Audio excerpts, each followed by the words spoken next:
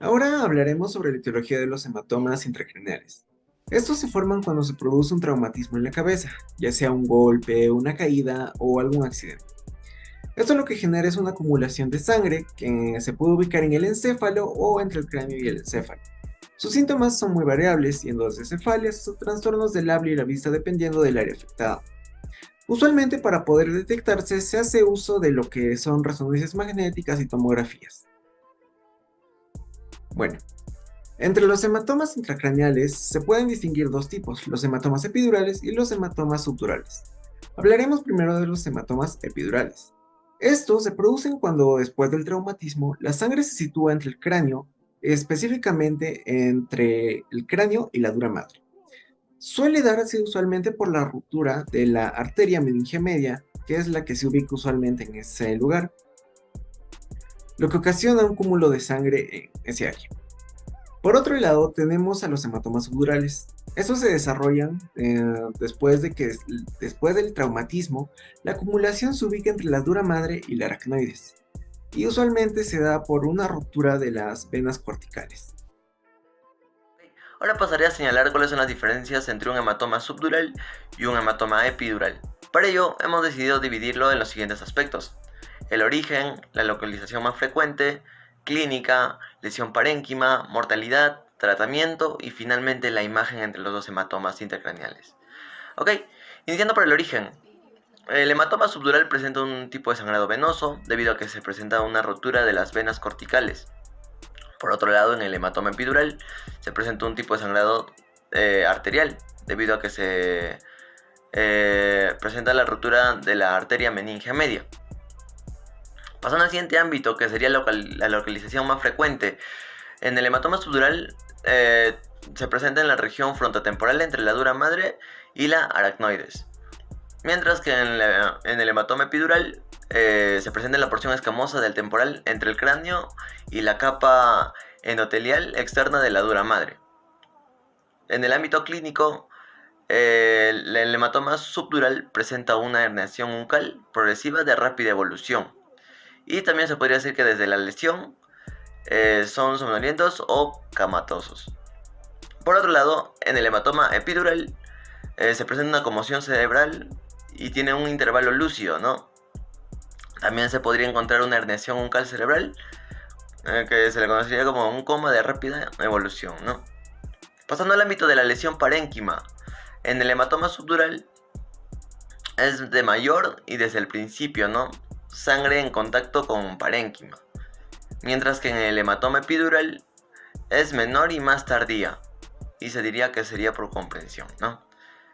En el ámbito de la mortalidad, el hematoma subdural presenta un menor al 50% de mortalidad, mientras que en el hematoma epidural se puede presentar del 15 al 30% de mortalidad.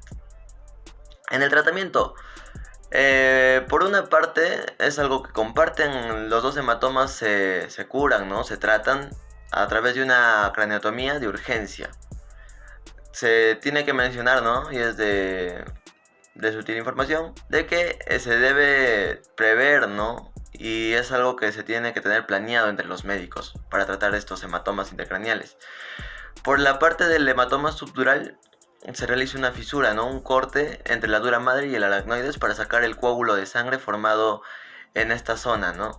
Mientras que en el hematoma epidural se hace el mismo procedimiento, solo que en esta parte tienes que hacer, ¿no? Una fisura entre el cráneo, ¿no? Un corte, y la capa endotelial externa de la dura madre. En cuanto a las imágenes, por la parte del hematoma subdural podemos ver que es una forma, ¿no? Semilunar, hiperdensa, subdural, mientras que en el hematoma epidural podemos ver que es una forma de lente biconvexa, hiperdensa epidural, ¿no? Bien, vamos a continuar con el diagnóstico diferencial. Tenemos el accidente cerebrovascular isquémico.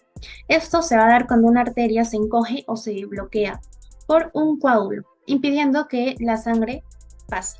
Esto también se puede dar, o bueno, se da cuando el coágulo se forma en el cerebro pero también se presenta en forma de émbolo, es decir, que el coágulo de sangre se va a formar en otras estructuras del cuerpo y va a viajar hasta el cerebro. Ahora bien, cuando ya no hay alimentación por parte de la arteria en la estructura que normalmente lo hace, esta zona llega a ser isquémica, es decir, no es alimentada. Ahora, el tratamiento es medicación para que se pueda llegar a romper este coágulo. En la encefalopatía hipertensiva, esta es muy poco frecuente ya que solo se ve o se observa que lo presenta el 1% de las personas que tienen hipertensión arterial. Normalmente se observa en personas que son del sexo masculino y también que tienen la edad media. Causas la nefritis aguda y también cuando se da una interrupción repentina del consumo de fármacos antihipertensivos. Los síntomas son las náuseas, vómitos, convulsiones, visión borrosa o también alterada, y el tratamiento es una terapia con el único objetivo de disminuir la presión arterial y esto se va a hacer mediante fármacos. Ahora bien, se realizó una encuesta para poder determinar cuál es la solución. En este caso, se realizaron preguntas básicas sobre un problema habitual que es golpearse la cabeza, ya que esto, por muy simple que parezca, nos puede llevar a un problema más grave. Entonces, al evaluar los diferentes resultados que obtuvimos, y en esta pregunta 5, que es en la que más nos centramos, que es el conocimiento de las personas sobre un hematoma epidural o subdural, la mayoría, más del 50%, votó que no conoce sobre los conceptos o definiciones de estas. Por lo cual, determinamos como grupo que la solución sería realizar un video informativo sobre cuáles son los síntomas, las causas de este hematoma epidural o subdural, para que así las personas conozcan cuál es el actuar correcto frente a esta situación. Gracias. Bueno, ahora yo les voy a hablar sobre la fisiopatología. Empezamos por el hematoma epidural. Como bien ya sabemos, es una lesión vascular debido a una hemorragia arterial o una hemorragia venosa. Cuando es una hemorragia arterial, y es en el 90% de los casos, puede comprometer la arteria meningia media o la arteria meningia anterior. Y en una hemorragia venosa, que es la minoría de los casos, puede comprometer al seno venoso dural. Su localización en un 75% de los casos es en la región temporal. Este hematoma puede estar relacionado, o en la mayoría también de los casos, a un traumatismo craneano. Cuando empieza a acumularse la sangre por la extravasación, o sea que el líquido o la sangre se acumula en un espacio determinado, al inicio no se siente ningún síntoma, pero a medida que crece provoca síntomas, como dice ahí. Cuando crece, la presión intracraneana aumenta y genera deterioro neurológico.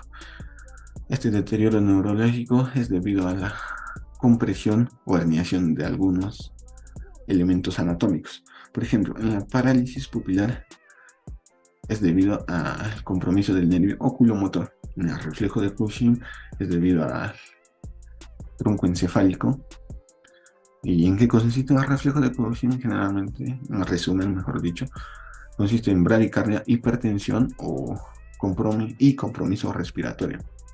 Y en la hemiparesia es la dificultad de mover un lado del cuerpo, ya sea izquierdo o derecho, dependiendo del hemisferio afectado. En el hematoma subdural, este se ubica entre la dura madre y la aracnoides. Puede ser hematoma subdural agudo o hematoma subdural crónico. El hematoma subdural agudo puede tener tres causas. El primero es el desgarro de venas comunicantes. Estas venas comunicantes llevan sangre de la superficie del cerebro a los senos venosos, atravesando la dura madre y la aracnoides. Por eso se ubica en esa parte, ese hematoma. Ahora, la ruptura arterial es producida en arterias muy pequeñas, menores a 1 milímetro, las cuales irrigan la corteza cerebral superficial. Estas dos primeras se ubican generalmente en la región temporoparietal, como bien está en la figura. Ahora, la hipotensión craneal es la disminución o la baja presión intracraneana, lo que produce un efecto de vacío, lo cual causa tracción en las venas. Y esa tracción causa desgarro de esas venas, por lo que causa un hematoma subdural.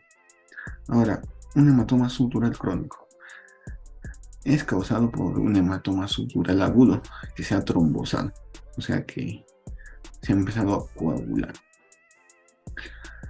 Ahora bien, la morbimortalidad aumenta debido a si tu edad es mayor o por el consumo de anticoagulantes. Y este hematoma es lento porque se produce de 2 a 3 semanas después de del trauma o de la causa, como ya mencioné, por una hipotensión o ruptura arterial o lo otro. Y eso sería todo de mi parte. Gracias. Bueno, para concluir ya prácticamente, tenemos un pequeño cuadro comparativo entre lo que viene siendo el hematoma subdural y el epidural. Como mencionamos anteriormente, su origen es diferente. El hematoma subdural se debe usualmente por la ruptura de venas corticales, mientras que el epidural se da por la ruptura de la arteria meningia media. Su localización más frecuente también es distinta. La subdural suele ubicarse más en la región frontotemporal y la epidural en la temporal. La clínica de ambos es similar y a la vez diferente, ya que ambos cuentan con herniación umbilical, siendo la subdural de progresión más rápida. La tasa de mortalidad entre estas dos es mayor en la subdural debido a la evolución rápida de la herniación umbilical. Para ambos casos, el tratamiento que se usa es una craneotomía de urgencia. También podemos recalcar, bueno, que para hacer una distinción más fácil o mnemotécnica, por así decirlo, entre el hematoma subdural y epidural, podemos usar esta imagen como referencia, tomando en cuenta que la subdural cuenta con la vía de Banana, la cual sería la forma usual en la que se forma el coágulo de sangre, mientras que el epidural forma epi, que sería pi al revés, algo relacionado con un limón que también tiene una forma relacionada. Dado que los hematomas subdurales se ocasionan usualmente, bueno, se ocasionan por traumatismos, no podemos prevenir totalmente ello, ya que todos no estamos exentos de sufrir algún accidente. Por ello, como solución, podríamos decir que lo principal sería mantener siempre el cuidado necesario para no sufrir accidentes que pueden afectar a la cabeza, que es el órgano más importante que tenemos. En caso de ya tener un hematoma, prestar atención a los síntomas, ya sea dolores constantes de cabeza, cefalias, fallas en la vista o algo para que nos dé un indicio para poder detectar y curar esta enfermedad. En tercera, lo más usual, o bueno, lo más recomendable sería realizar chequeos para poder asegurar que no existe el problema o poder descartar este mismo y en todo caso, si es que ya lo tenemos, detectarlo a tiempo para que no haya más complicaciones. En cuarto, como siempre se dice, la información es la mejor guía para la prevención. Así que lo más importante en este caso constaría de estos 4 pasos, donde la información siempre va a jugar un papel importante. Eso sería todo. Muchas gracias.